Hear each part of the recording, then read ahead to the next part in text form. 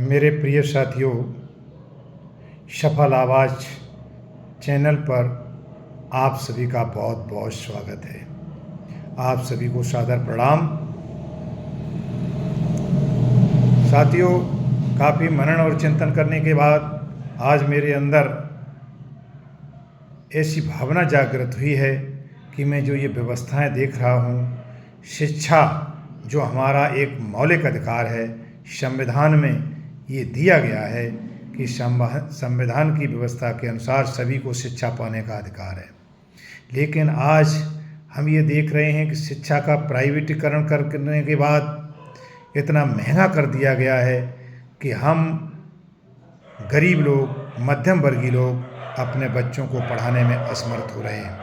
और हमने जो चिंतन किया समाज के अंदर, जो लोग सरकारी व्यवस्था से हट कर के प्राइवेट स्कूलों में अपने बच्चों को भेज रहे हैं, पैसा खर्च कर रहे हैं, वो भी बच्चे कुछ समय के बाद 50% तो वो स्कूल छोड़ देते हैं, क्योंकि उनके पास वो महंगी फीस देने के लिए व्यवस्था नहीं होती।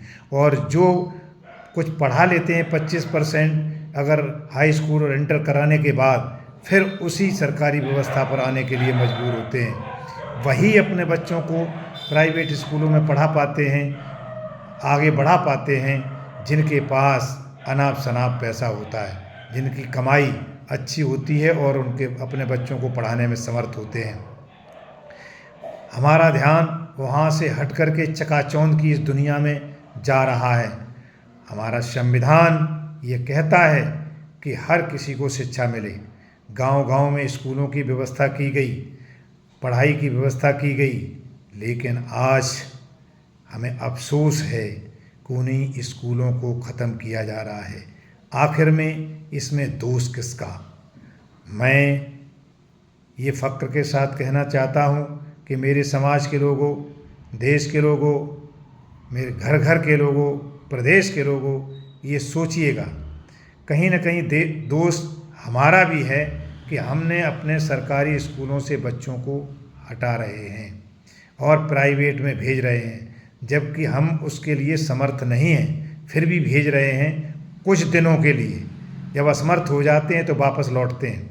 लेकिन मैं प्रशासन का भी ध्यान ये दिलाना चाहता हूँ कि आखिर में प्राइवेट स्कूलों में व्यवस्थाएं बन करके जोड़ी जाती हैं और बच्चों को वहाँ पर ले जा कर के जो लूटा जाता है अभिभावकों को, आपका कहाँ ध्यान है? आप किस तरीके से सोच रहे हैं?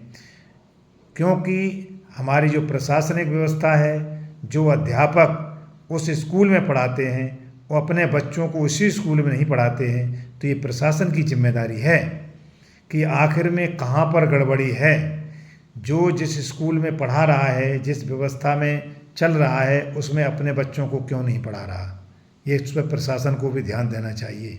और जो प्रशासन में बैठे संवैधानिक पदों पर जो लोग हैं, वो भी उन सरकारी स्कूलों में अपने बच्चों को नहीं पढ़ाते हैं। उसी चकाचौंध में ये हमारा समाज भी भटक रहा है, वो भी अपने बच्चों को सरकारी व्यवस्था से अलग करता चला जा रहा है। रिक्शा चलाने वाला भी अपना प्राइवेट स्कूल में भेज रहा है, क्योंकि उसने वही देखा जो आप कल्चर बना रहे हैं।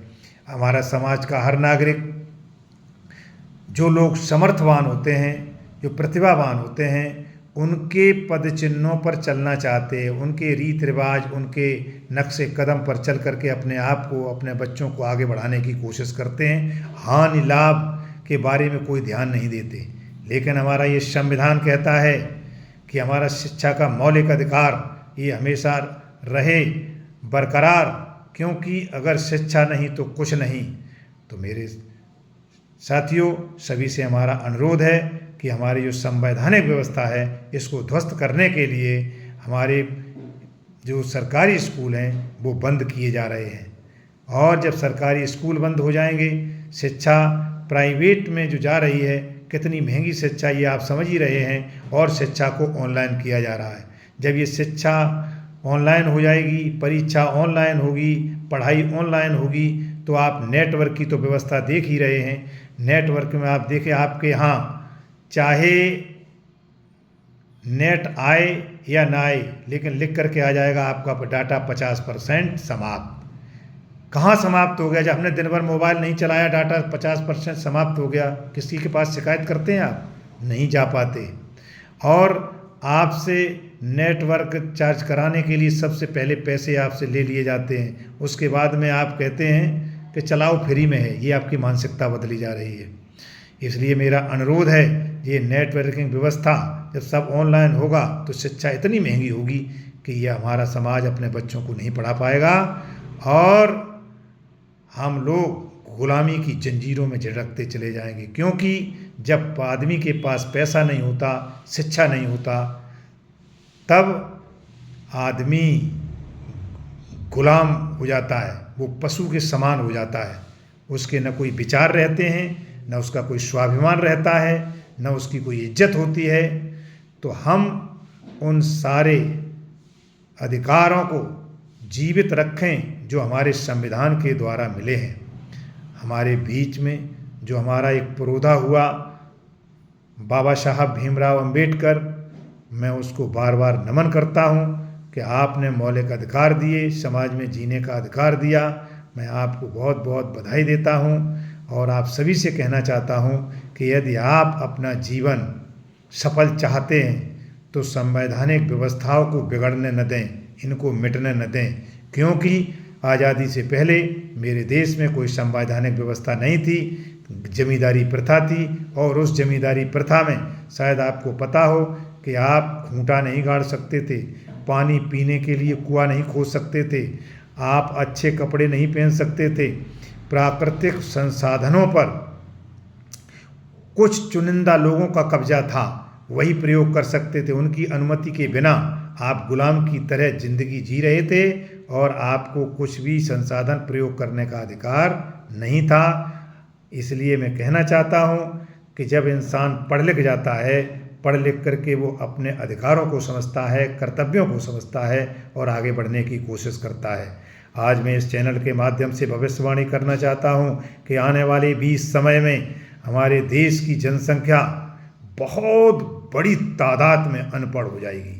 क्योंकि उनके पास न पैसा होगा, न शिक्षा होगी, तो उनकी मजबूरी होगी कि उस परमात्मा के तरफ टकटकी लगाएंगे जिसने आज तक आकर के किसी से ये नहीं पूछा कि आप अच्छा कर रहे हैं या बुरा कर रहे हैं। क्योंकि परमात्मा कभी भी किसी को अन्याय करने की इजाज़त नहीं देता, किसी के प्रति न कभी अन्याय करता है, वो हमेशा सबके साथ अच्छा करता है। उसने हमें जन्म दिया है, ये परमात्मा की देन है। ये हमारी बुद्धि और विवेक, इसका हम सही प्रयोग करें, ये हमारी जिम्मेदारी है। इसलिए हम ईश्वर को गलत न समझें, ईश्वर अपनी जगह पर स्थिर है, सही है। हमारा जो संविधान है उसको आगे बढ़ाएं, तभी हम जीवित रह पाएंगे, सुरक्षित रह पाएंगे।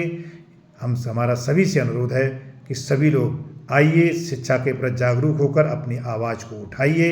अगर नहीं उठाते हो तो गुलामी के लिए तैयार हो जाइए।